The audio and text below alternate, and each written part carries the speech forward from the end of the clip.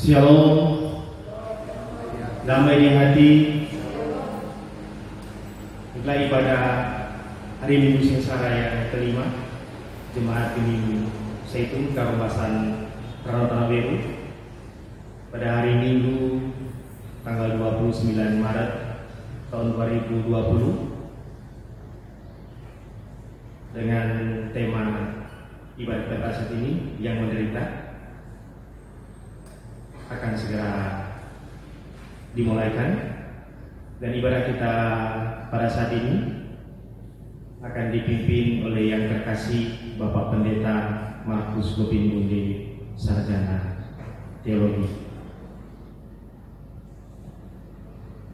Dan Majelis Jemaat Geni Zaitun Karobasan Ranotanawelu mengucapkan selamat hari Minggu kepada seluruh anggota jemaat dan selamat untuk mengikuti ibadah pada saat ini. Kita akan menggunakan tata ibadah hari Minggu Sengsara kelima. Marilah kita berdiri dan memuliakan Tuhan dengan menyanyi Nur di Bukit yang Jauh.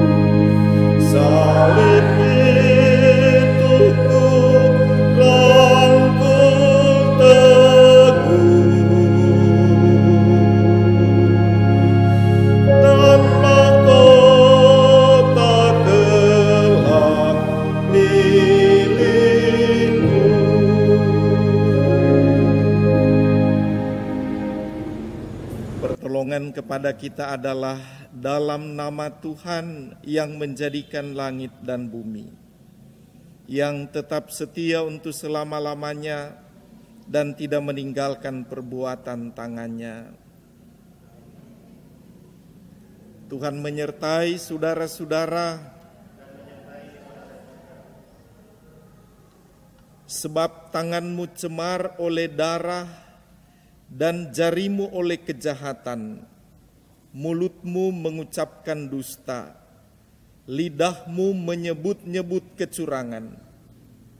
Tidak ada yang mengajukan pengaduan dengan alasan benar, dan tidak ada yang menghakimi dengan alasan teguh. Orang mengandalkan kesia-siaan dan mengucapkan dusta. Orang mengandung bencana dan melahirkan kelaliman.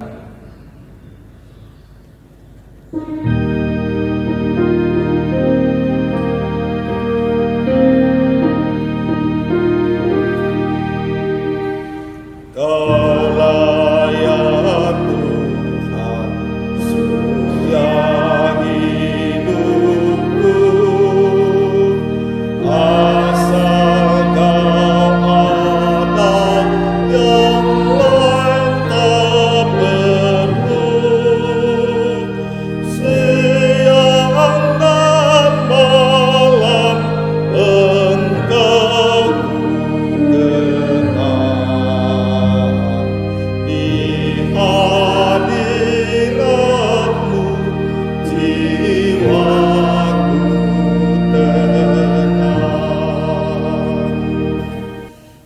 silakan jemaat duduk kembali. Saudara-saudara, marilah kita merendahkan diri di hadapan Tuhan Allah kita dan mengaku dosa kita kepadanya. Kita berdoa. Ya Allah, ya Tuhan kami, terpujilah nama Tuhan. Inilah kami umat kepunyaan-Mu yang Engkau panggil untuk hidup dalam kehidupan di dunia ini. Kami bersyukur kepadamu Tuhan. Di hari Minggu ini kami boleh beribadah kepadamu dalam satu persekutuan Jemaat Zaitun Karombasan Ranotana Weru dari rumah kami masing-masing. Ya Tuhan, kami tahu Engkau Allah yang Maha Mengetahui. Engkau mengetahui setiap kehidupan kami. Kami juga tahu bahwa setiap apa yang terjadi pada kami terjadi selalu dalam kehendak-kehendak Tuhan. Ketika kami mengalami pergumulan-pergumulan kehidupan, kami tahu semua itu terjadi dalam kehendak Tuhan. Ketika kami berhadapan dengan berbagai-bagai pergumulan, kesusahan, penderitaan, kami selalu mengintrospeksi kehidupan kami. Dan kami selalu menyadari dalam hidup kami selalu ada hal-hal yang tidak berkenan kepadamu yang kami lakukan. Ada kejahatan-kejahatan kami yang kami lakukan. Ada ambisi-ambisi dalam kehidupan kami yang seringkali tidak dapat dikontrol oleh kami, membuat kami sering berdosa kepadamu. Kami berusaha untuk hidup dalam kehendak-Mu, tapi selalu saja ada kesalahan yang kami lakukan. Kami berjuang untuk hidup benar, tapi ternyata ada kesalahan-kesalahan yang kami lakukan. Kami menyadari hal itu Tuhan. Dan kami tahu kami berdosa di hadapan-Mu. Karena itu saat ini di hadapan-Mu yang Maha Tahu, kami mohon ampuni kami. Ampuni kami yang berdosa ini. Terima kasih Tuhan. Dalam nama Tuhan Yesus kami berdoa. Amin.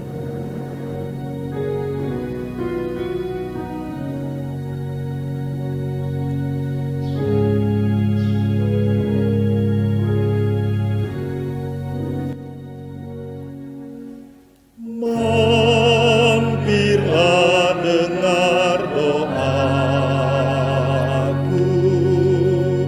Yesus penebus.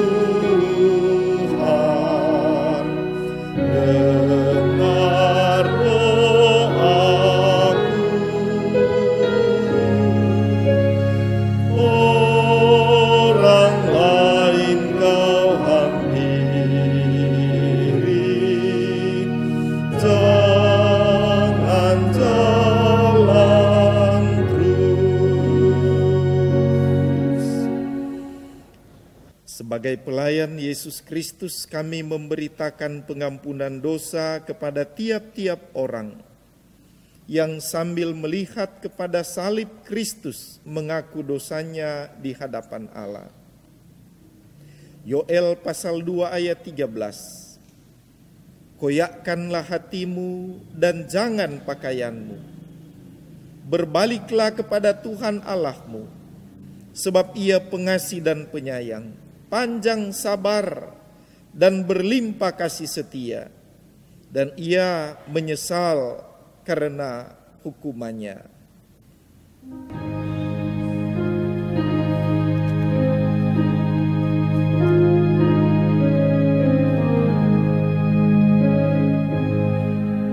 Dalam lautan yang gelap terancam jiwaku, dalam dosa tenggelam, hilang harapanku.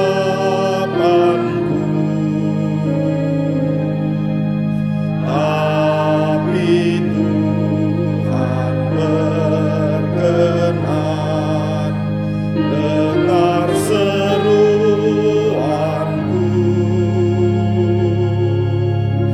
lalu ku diselamatkan muharisku.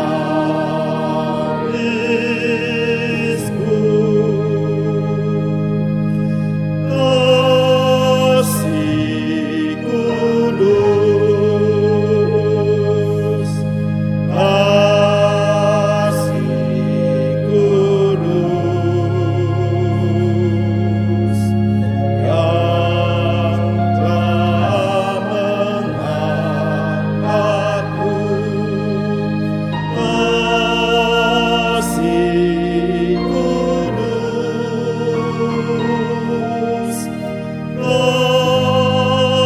kasih kudus, kasih kudus, yang telah mengangkatku. Kasih kudus.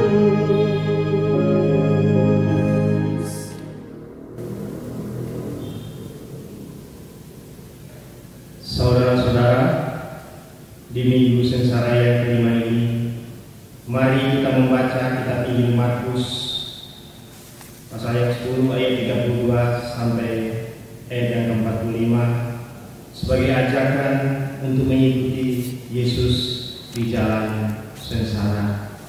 Demikian firman Tuhan. Yesus dan murid-muridnya sedang dalam perjalanan ke Yerusalem,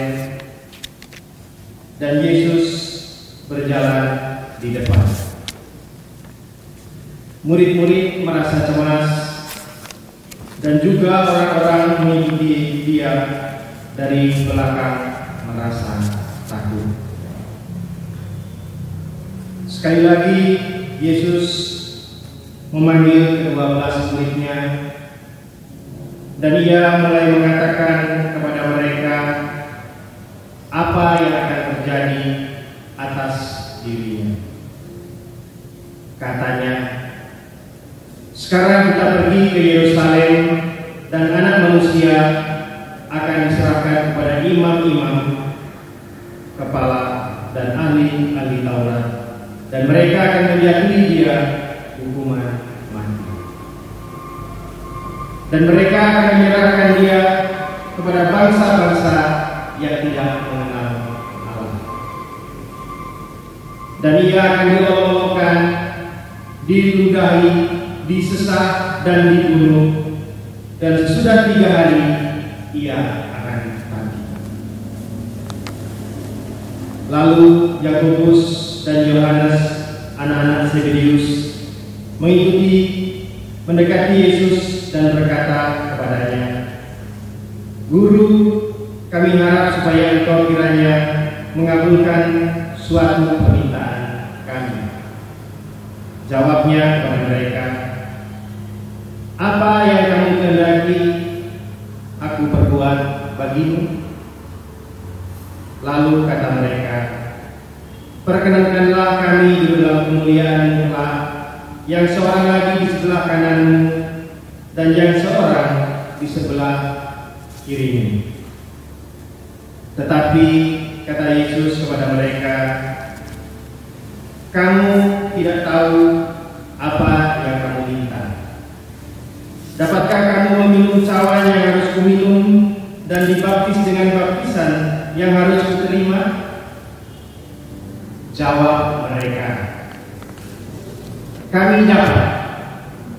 Yesus berkata kepada mereka, memang kamu akan meminum cawan yang harus kuminum dan akan dibaptis dengan baptisan yang harus kuterima. Tetapi hal di sebelah kananku atau di sebelah kiriku, aku tidak berhak memberikannya. Itu akan diberikan kepada orang-orang bagi siapa ia telah disediakan. Mendengar itu, ke-10 murid yang lain menjadi marah kepada Yakobus dan Yohanes. Tetapi Yesus memanggil mereka lalu berkata, kamu tahu bahwa mereka yang disebut pemerintah bangsa-bangsa memerintah rakyatnya dengan tangan besi, dan pembesar-pembesarnya menjalankan kuasanya dengan keras atas mereka. Tidakkah demikian di antara kamu? Barang siapa ingin menjadi besar di antara kamu, hendaklah ia menjadi pelayanmu. Dan barang siapa ingin menjadi yang terkemuka di antara kamu, hendaklah ia menjadi hamba untuk semuanya. Karena Anak Manusia juga datang bukan untuk dilayani, melainkan untuk melayani dan untuk memberikan nyawanya menjadi tebusan bagi banyak orang.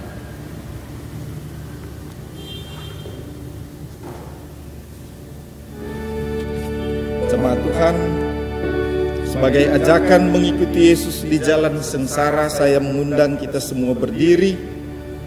Kita mengungkapkan tekad kita untuk mengikuti Yesus di jalan sengsara dengan menyanyikan nyanyian Inginkah Kau Ikut Yesus.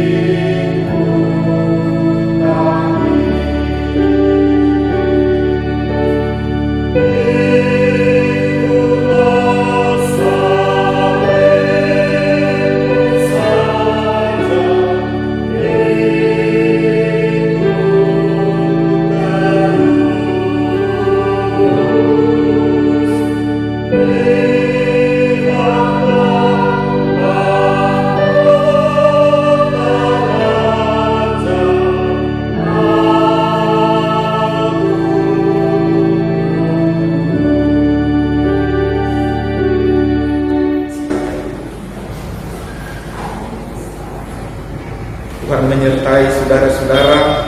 Tuhan menyertai saudara juga. Marilah kita berdoa. Ya Tuhan, terpujilah nama Tuhan. Kami sangat menyadari di saat-saat hidup kami diterpa begitu banyak godaan, tantangan, pergumulan, penderitaan, sakit, penyakit. Kepadamu kami berharap. Kepadamu kami berharap Tuhan berkenan menganugerahkan firman kepada kami, menguatkan kami, meneguhkan kami. Tolonglah kami Tuhan dalam kuasa Roh Kudus, supaya setiap kata dan kalimat yang akan kami baca dalam Alkitab oleh kuasa Roh Kudus-Mu menjadi sapaan firman untuk kami. Terima kasih Tuhan. Terpujilah nama-Mu. Amin. Saudara-saudara jemaat, mari kita membaca Alkitab. Minggu Sengsara yang kelima ini, bagian Alkitab yang dibaca dalam kitab Injil Lukas pasal 22 ayat 63 sampai ayat yang ke-71. Demikian firman Tuhan. Yesus di hadapan mahkamah agama, dan orang-orang yang menahan Yesus mengolok-olokkan Dia dan memukulinya. Mereka menutupi mukanya dan bertanya, "Cobalah katakan, siapakah yang memukul engkau?" Dan banyak lagi hujat yang diucapkan mereka kepadanya. Dan setelah hari siang, berkumpullah sidang para tua-tua bangsa Yahudi dan imam-imam kepala dan ahli-ahli Taurat. Lalu mereka menghadapkan Dia ke mahkamah agama mereka. Katanya, "Jikalau engkau adalah Mesias, katakanlah kepada kami." Jawab Yesus, "Sekalipun aku mengatakannya kepada kamu, namun kamu tidak akan percaya. Dan sekalipun aku bertanya sesuatu kepada kamu, namun kamu tidak akan menjawab. Mulai sekarang, Anak Manusia sudah duduk di sebelah kanan Allah yang Maha Kuasa." Kata mereka semua, "Kalau begitu engkau ini Anak Allah." Jawab Yesus, "Kamu sendiri mengatakan bahwa akulah Anak Allah." Lalu kata mereka, "Untuk apa kita perlu kesaksian lagi? Kita ini telah mendengarnya dari mulutnya sendiri." Demikianlah pembacaan Alkitab. Terpujilah Kristus.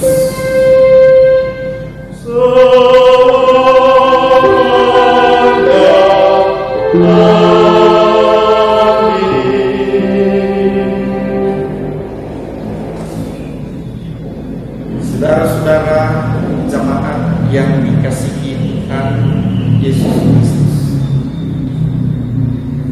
di Minggu Sengsara yang kelima ini, kepada kita disodorkan bacaan tentang proses-proses di mana Yesus masuk dalam satu proses pengadilan.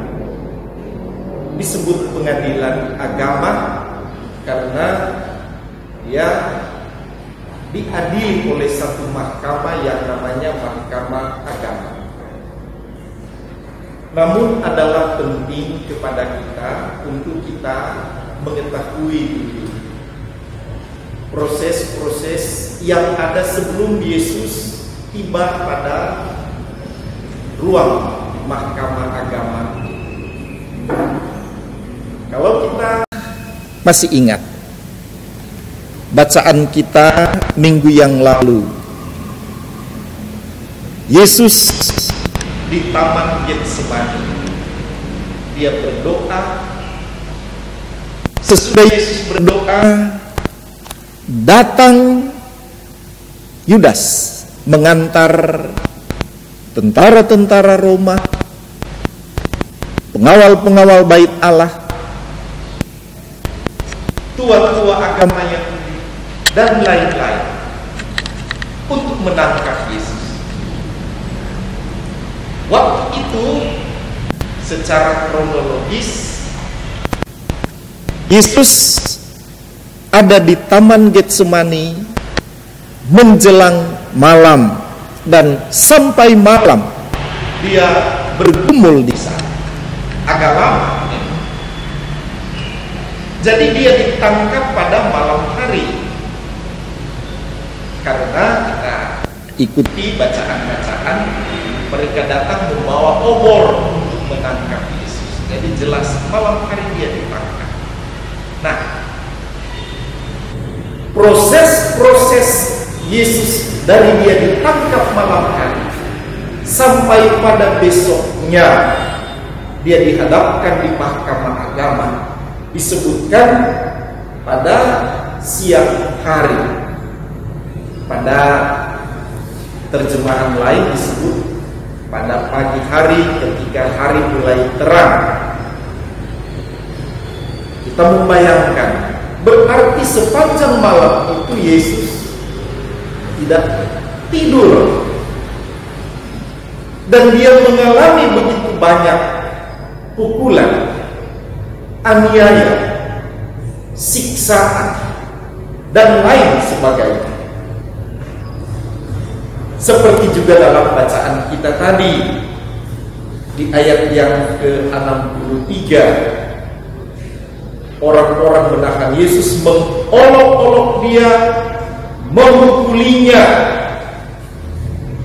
dan seterusnya. Saya jadi ingat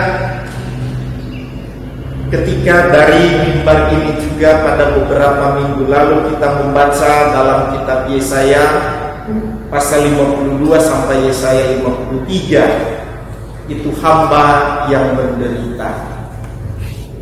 Disebut di situ dia dianiaya, dia dipukul, dia disiksa. Memang itu menunjuk kepada Yesus sebagai hamba yang menderita, karena dia sedang melaksanakan misi sebagai hamba. Hamba yang harus menanggung dosa-dosa dunia ini. Saya memeriksa, mencari tahu, menelusuri, katanya ada catatan bahwa pukulan yang mendarat pada tubuh Yesus ada kira-kira 5.480 kali dia mengalami pukulan itu. Jadi dapat kita bayangkan bagaimana siksanya secara fisik,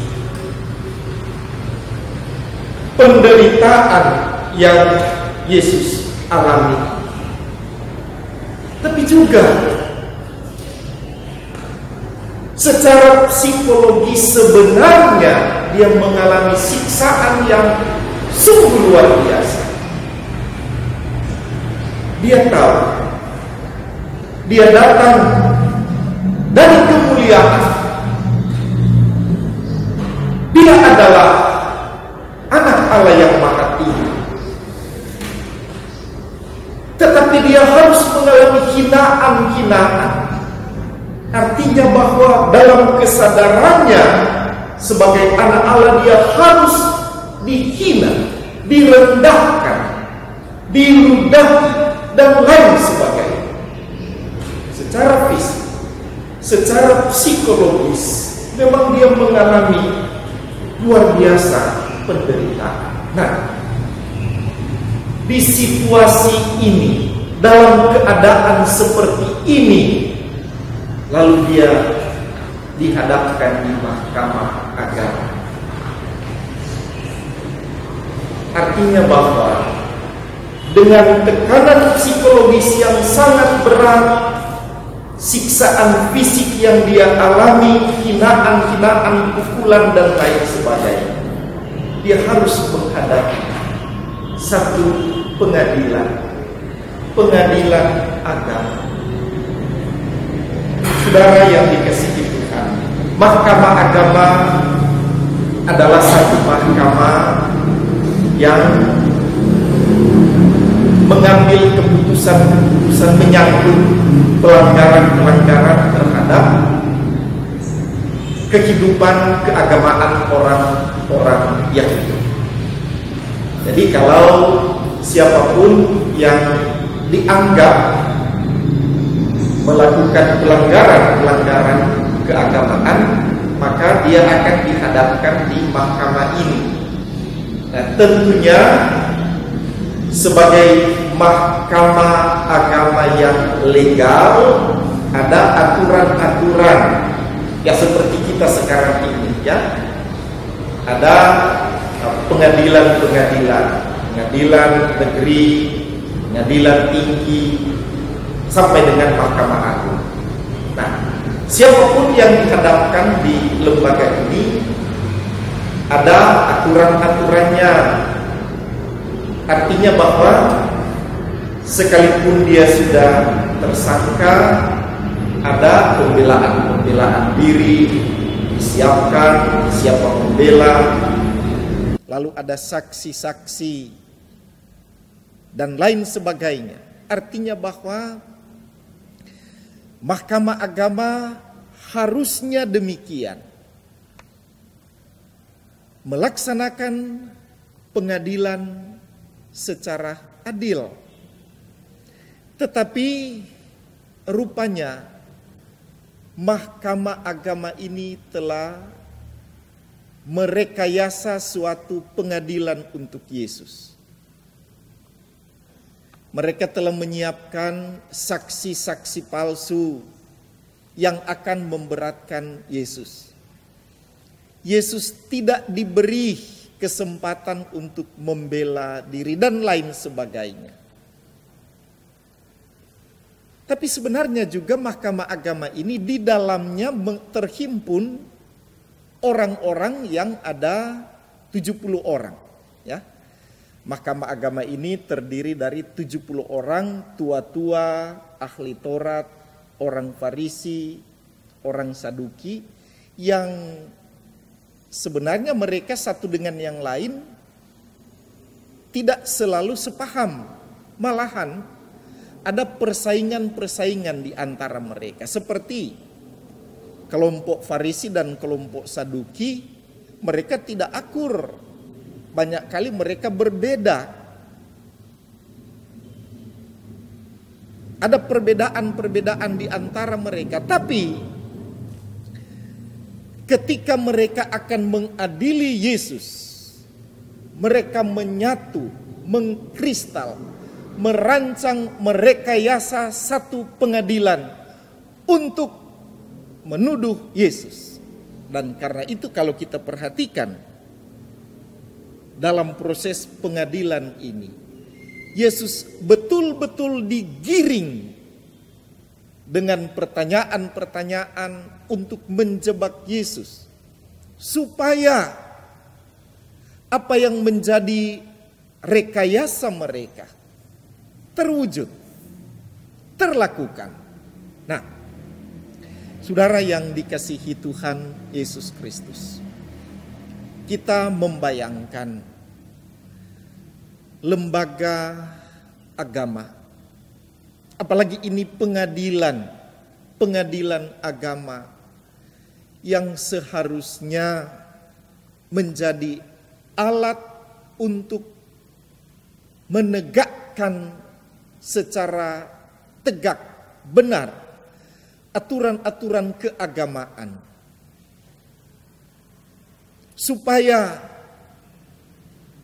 kehidupan jamaat, kehidupan masyarakat benar-benar teratur, diatur dengan baik karena adanya aturan-aturan dan adanya pengadilan agama ini. Tapi ternyata lembaga keagamaan, mahkamah agama ini telah dipakai dalam rangka maksud-maksud tertentu. Secara pribadi-pribadi, mereka yang ada dalam mahkamah agama ini punya dendam, kemarahan pada Yesus. Pasti. Mengapa? Karena Yesus dianggap mengambil, merampas apa yang selama ini menjadi kebanggaan mereka. Mereka sungguh-sungguh sangat dihormati oleh umat, oleh jamaat. Tapi ketika Yesus tampil dengan pola pelayanan, menyentuh jemaat, menyentuh orang-orang, simpati dari orang-orang, masyarakat ini beralih kepada Yesus. Ada sesuatu yang dirasakan hilang pada mereka. Belum lagi kritikan-kritikan Yesus kepada mereka. Ungkapan-ungkapan Yesus kepada mereka yang sangat pedas. Menimbulkan dendam yang luar biasa pada mereka. Sehingga sekalipun sebenarnya mereka satu dengan yang lain, banyak kali tidak sepaham, tidak sependapat, berbeda. Tapi secara bersama-sama pada saat itu mereka betul-betul mengkristal, menyatu untuk membalas dendam pada Yesus. Merancang satu pengadilan untuk menjatuhkan vonis pada Yesus. Kami sudah sampaikan tadi bahwa pertanyaan-pertanyaan yang diajukan pada Yesus, pertanyaan yang sungguh menjebak. Kita lihat saja ayatnya yang ke-67. Katanya, "Jikalau engkau adalah Mesias, katakanlah kepada kami." Saudara-saudara, ini kan pertanyaan yang menantang Yesus. Dan mereka tahu Yesus selalu berkata jujur. Yesus selalu mengungkapkan siapa dia sebagaimana adanya. Tapi dalam hal ini, Yesus tahu bahwa mereka sedang menjebak dia. Secara sangat bijak, Yesus menjawab pertanyaan mereka. "Sekalipun aku mengatakannya kepada kamu, namun kamu tidak akan percaya. Dan sekalipun aku bertanya sesuatu kepada kamu, namun kamu tidak akan menjawab." Saudara, dalam kalimat ini terkandung makna bahwa Yesus sedang menegur mereka. Mereka tidak memberlakukan mahkamah agama ini sebagaimana adanya. Yesus sedang mengkritik mereka. Di mana hak-hakku? Di mana pembelaan-pembelaanku? Yesus sedang mengingatkan mereka sebenarnya dengan ungkapan, "Sekalipun aku bertanya sesuatu kepada kamu, namun kamu tidak akan menjawab." Karena memang pengadilan itu telah direkayasa sedemikian rupa. Dan Yesus sudah tahu itu. Dia sangat menyadari bahwa dia sedang berada dalam satu proses. Proses untuk mewujudkan kehendak Allah. Ya, kita ingat lagi ya. Yesaya 52 dan Yesaya 53 tadi, ya.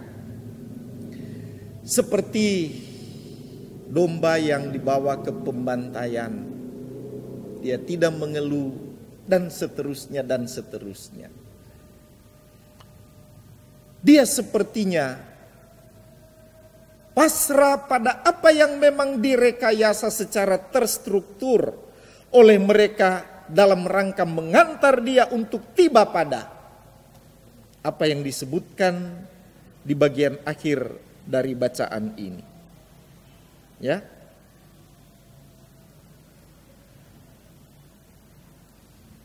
Itulah memvonis dia telah menghujat Allah. Ketika Yesus berkata, mulai sekarang Anak Manusia sudah duduk di sebelah kanan Allah yang Maha Kuasa. Ungkapan ini sekaligus juga menyatakan bahwa proses-proses penyiksaan, penderitaan yang akan Yesus alami, yang akan terjadi pada Yesus, itu semua akan mengantar dia sesungguhnya pada pemuliaan dia sebagai anak Allah.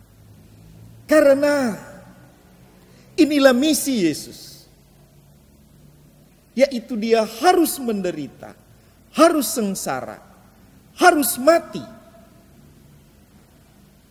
Dan pada akhirnya dia akan mengalami pemuliaan, duduk di sebelah kanan Allah yang Maha Kuasa. Nah, sehingga ketika mereka mendengar ungkapan Yesus itu, mereka langsung berkata, untuk apa kita perlu kesaksian lagi?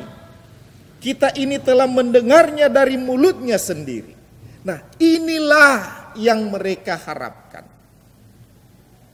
Apa yang menjadi rekayasa mereka? Bahwa ada perkataan Yesus yang menunjukkan bahwa inilah penghujatan terhadap Allah. Dan penghujatan terhadap Allah bagi mereka hukumannya adalah hukuman mati. Dan karena itulah Yesus divonis, dihukum mati oleh mahkamah agama ini. Saudara yang dikasihi Tuhan, mahkamah agama satu lembaga untuk mengadili orang pasti berlomba-lomba, berbondong-bondong untuk menjadi bahagian dalam mahkamah ini. Kalau kita menaruh hal ini dalam kehidupan sekarang ini.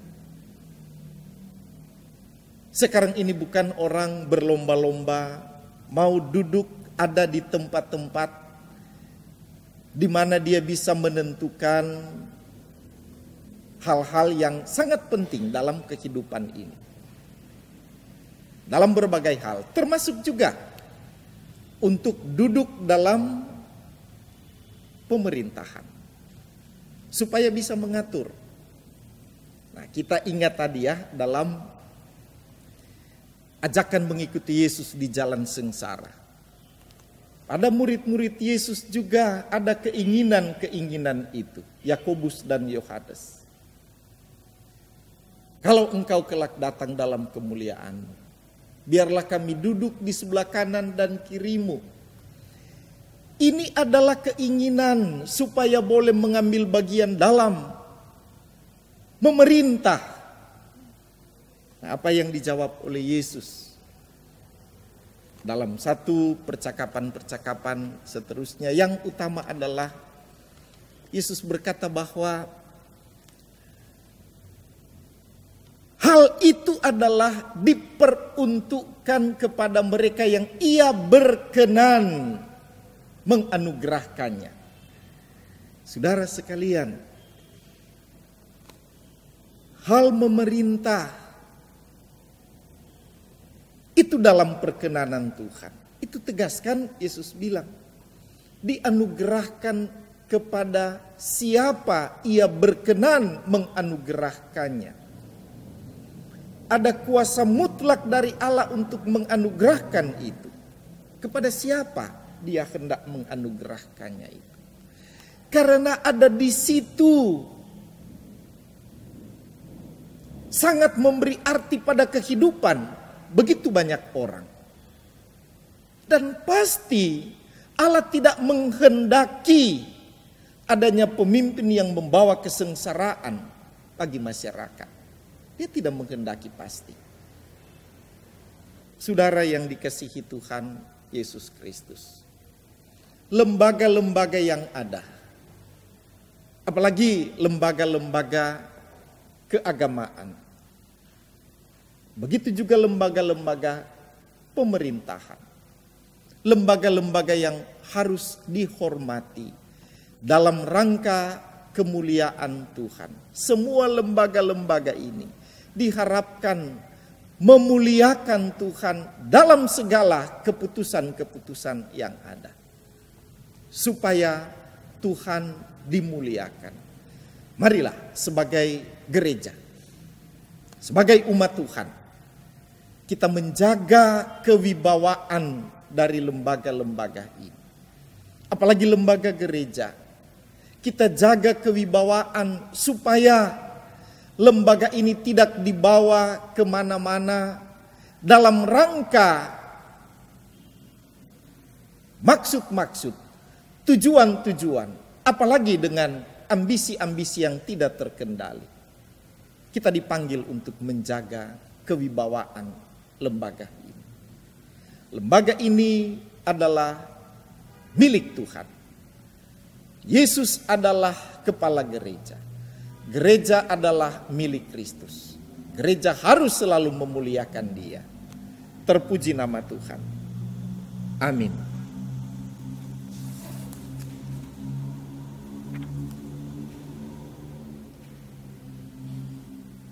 Saudara-saudara, marilah kita membawa persembahan kita ke meja persembahan. Nats persembahan Matius 25 ayat 37b sampai ayat 40. Tuhan, bila manakah kami melihat Engkau lapar dan kami memberi Engkau makan, atau haus dan kami memberi Engkau minum? Bila manakah kami melihat Engkau sebagai orang asing dan kami memberi Engkau tumpangan, atau telanjang dan kami memberi Engkau pakaian? Bila manakah kami melihat Engkau sakit atau dalam penjara dan kami mengunjungi Engkau? Dan raja itu akan menjawab mereka, Aku berkata kepadamu, sesungguhnya segala sesuatu yang kamu lakukan untuk salah seorang dari saudaraku yang paling hina ini, kamu telah melakukannya untuk aku. Di salibmu kusujud.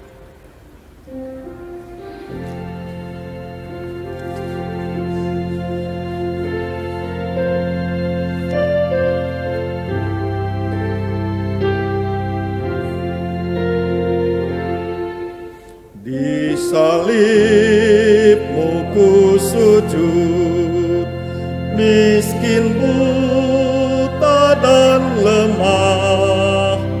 Yesus, Kau harapanku, agar aku selamatlah. Kita doakan persembahan kita pada saat ini. Diundang kita semua untuk berdiri. Kita satu di dalam doa. Ya Tuhan, Bapa di sorga, puji syukur dan terima kasih atas berkat kehidupan yang sudah boleh kami rasakan. Teristimewa pada saat ini di tengah situasi yang tidak memungkinkan untuk kami berkumpul bersama, kami tetap boleh memuji dan memuliakan nama-Mu melalui ibadah di rumah kami masing-masing. Pada saat ini Tuhan, kami sudah memberikan persembahan syukur sebagai tanda taat kami kepada-Mu. Sedikit ya Tuhan dibandingkan dengan berkat kehidupan yang sudah kami rasakan, sedikit dibandingkan dengan kasih yang tidak terbatas yang Kau rela mati demi keselamatan kami semua. Kuduskanlah persembahan kami pada saat ini, semoga berguna untuk pelayanan di muka bumi ini. Demi kemuliaan nama-Mu saja, kami memberikan persembahan syukur pada saat ini. Kami juga berdoa untuk seluruh pengelola keuangan, baik di kolom, di jemaat Zaitun maupun di tingkat sinode ya Tuhan. Berikanlah hikmat kepada kami semua untuk boleh mengelola keuangan ini sesuai dengan seturut apa yang Tuhan kehendaki, dan kami gunakan hanya demi kemuliaan nama-Mu saja. Untuk kami semua ya Tuhan, yang pada saat ini sudah memberikan persembahan syukur, berkatilah seluruh hidup kami ya Tuhan. Ajar kami ya Tuhan untuk selalu mempersembahkan hidup kami hanya demi kemuliaan nama-Mu saja. Untuk boleh kami menjadi pelaku-pelaku firman di tengah hidup dan kehidupan ini, sehingga nama-Mu semakin dipermuliakan dengan kehadiran kami semua dimanapun kami berada. Inilah doa kami ya Tuhan, yang kami alaskan di dalam nama anak-Mu yang terkasih, Tuhan kami Yesus Kristus. Amin. Silakan.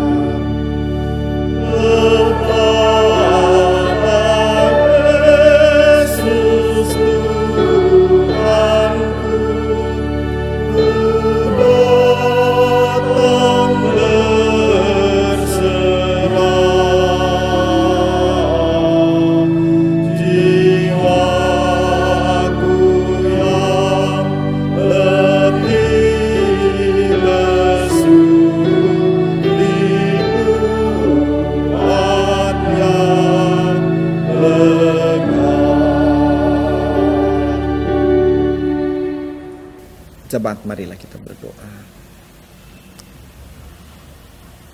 Tuhan, Bapa di surga, terpujilah nama Tuhan.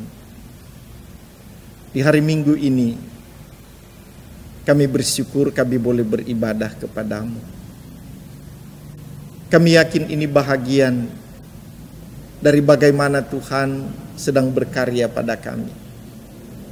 Dan kami tahu setiap karya Tuhan bagi umat yang percaya adalah dalam rangka menyatakan yang terbaik pada kami. Tuhan, tolonglah supaya hati kami selalu tabah, tekun, taat dan setia.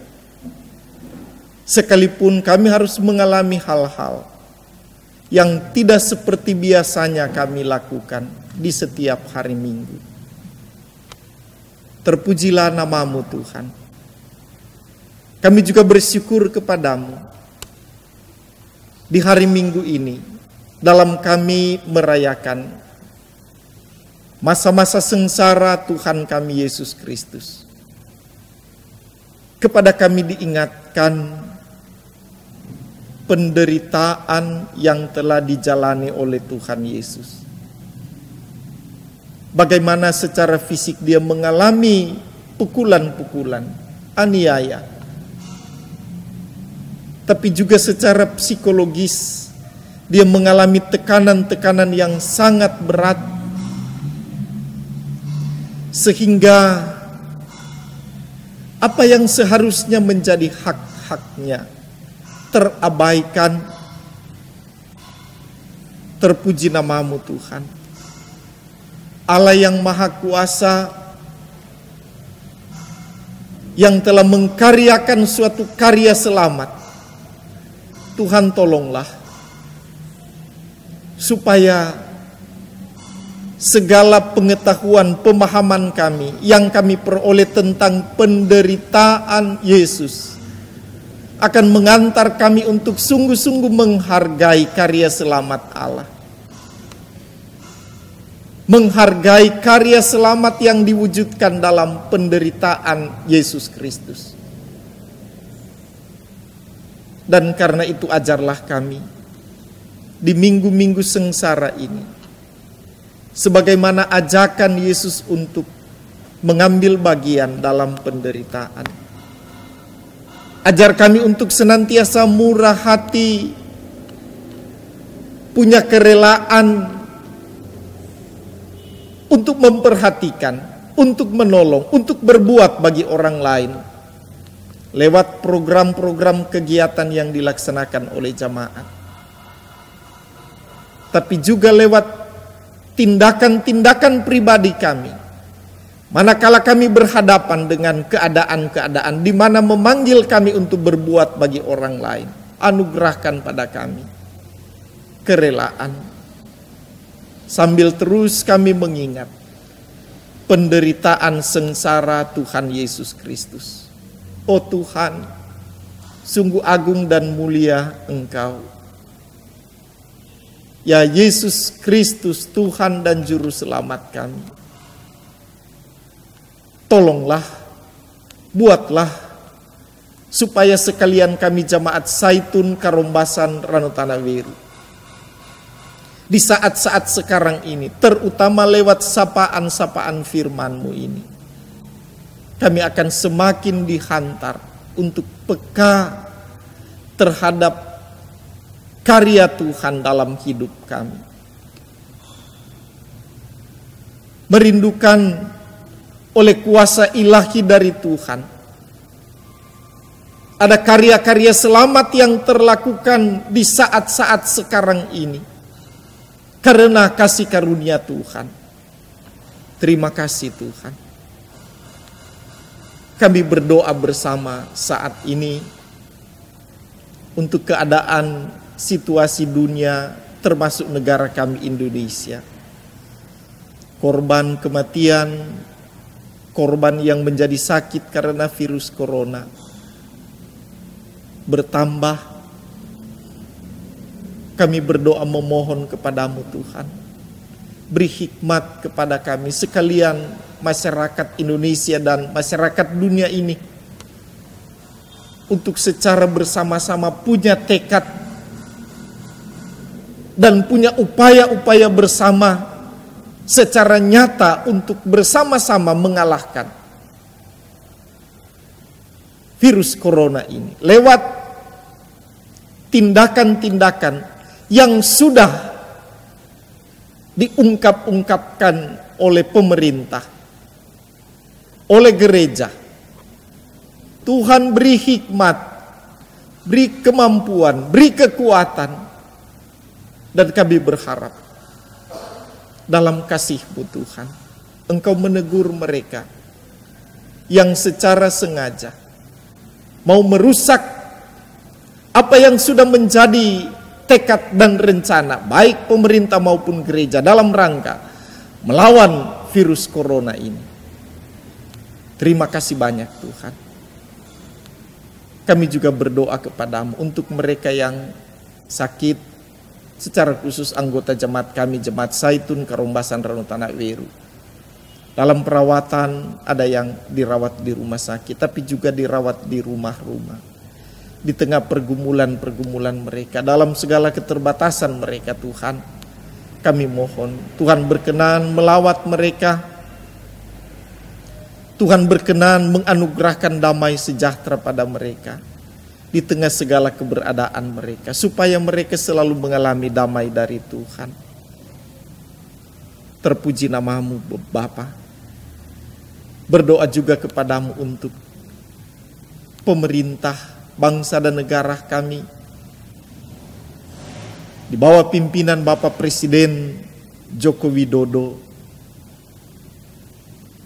Kami berdoa bersama memohon, Tuhan tolong kuatkan dia, beri dia selalu semangat, hibur dia di tengah sekarang ini mengalami duka cita. Perlengkapi dia dengan apa yang dia perlukan ya Tuhan. Kami sangat berharap ada kekuatan ekstra padanya untuk melaksanakan tugas sebagai kepala pemerintahan, kepala negara Republik Indonesia ini.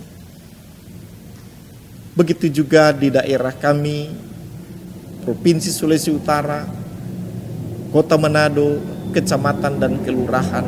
Tuhan tolong, supaya secara bersama-sama kami bersinergi untuk melaksanakan tugas-tugas pemerintahan. Terpuji nama Tuhan. Berdoa juga untuk gereja Tuhan yang banyak kali menghadapi godaan-godaan, cobaan-cobaan. Ya Tuhan, tolonglah supaya gereja tetap menjadi gereja, melayani Tuhan. Dengan cara Tuhan ingatkan supaya pemimpin-pemimpin lembaga gereja kami tidak tergiur dengan berbagai-bagai godaan yang banyak kali secara persuasif mau membelokkan arah maksud dari bergereja. Kami berharap ada kuasa ilahi Tuhan yang akan selalu membentengi gereja, supaya gereja tetap menjadi gereja yang melayani Tuhan. Karena kami tahu bahwa ketika gereja melayani Tuhan, niscaya kemuliaan Allah akan dinyatakan. Terpuji namamu Tuhan. Secara khusus kami dalam persekutuan Jemaat Zaitun Karombasan Rano Tanah Weru, seluruh pelayan khusus, pelayan-pelayan UPK Bipra, komisi-komisi kerja, penasehat majelis jemaat, kostor pegawai, semua perangkat pelayan yang ada, Tuhan satukan selalu kami tekad untuk terus-menerus punya semangat yang selalu baru dalam melayani. Hindarkan, jauhkan kami dari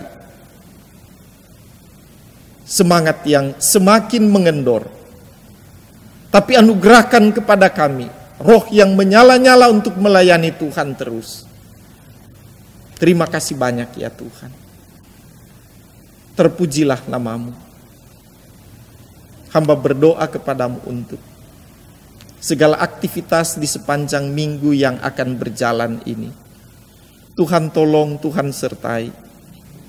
Apapun yang menjadi rencana kami di minggu berjalan ini, Tuhan tolong kendalikan. Supaya kami selalu terkendali di situasi sekarang ini. Ada aturan-aturan dalam beraktivitas, dalam berkumpul. Tuhan tolong beri kami hikmat. Jadikanlah kami sebagai warga gereja, warga masyarakat yang selalu taat. Taat pada gereja, taat pada pemerintah. Terpuji nama Tuhan. Inilah doa kami. Inilah syukur dan permohonan kami bawa kepadamu dalam nama Tuhan Yesus, yang mengajar kami semua berdoa bersama-sama. Bapa kami yang di surga, dikuduskanlah namamu, datanglah kerajaan-Mu. Jadilah kehendak-Mu di bumi seperti di surga. Berilah kami pada hari ini makanan kami yang secukupnya, dan ampuni kami akan kesalahan kami, seperti kami mengampuni orang yang bersalah pada kami. Jangan bawa kami dalam pencobaan, tapi lepaskan kami dari yang jahat. karena Engkau yang punya kerajaan, kuasa dan kemuliaan sampai selama-lamanya. Amin. Jemaat, mari kita berdiri, kita menyanyikan nyanyian penutup ibadah ini.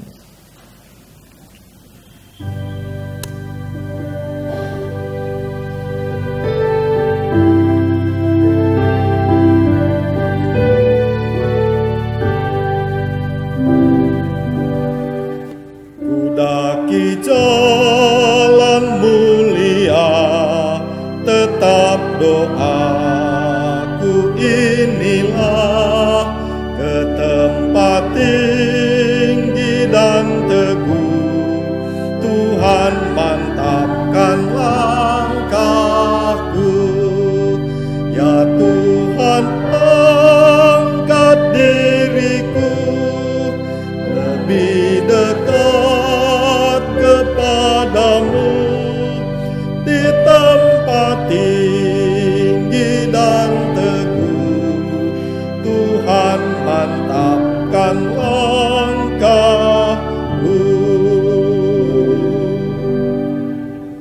Jemaat, terimalah berkat Tuhan.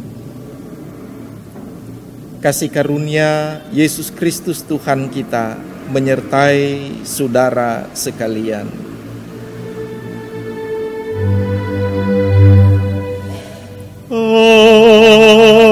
Amin. Amin.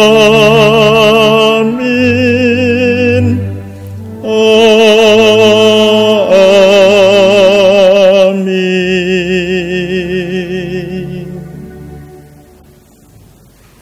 Silakan duduk. Demikianlah ibadah minggu sudah selesai, dan atas nama pribadi, keluarga menyampaikan selamat hari Minggu. Tuhan memberkati kita semua.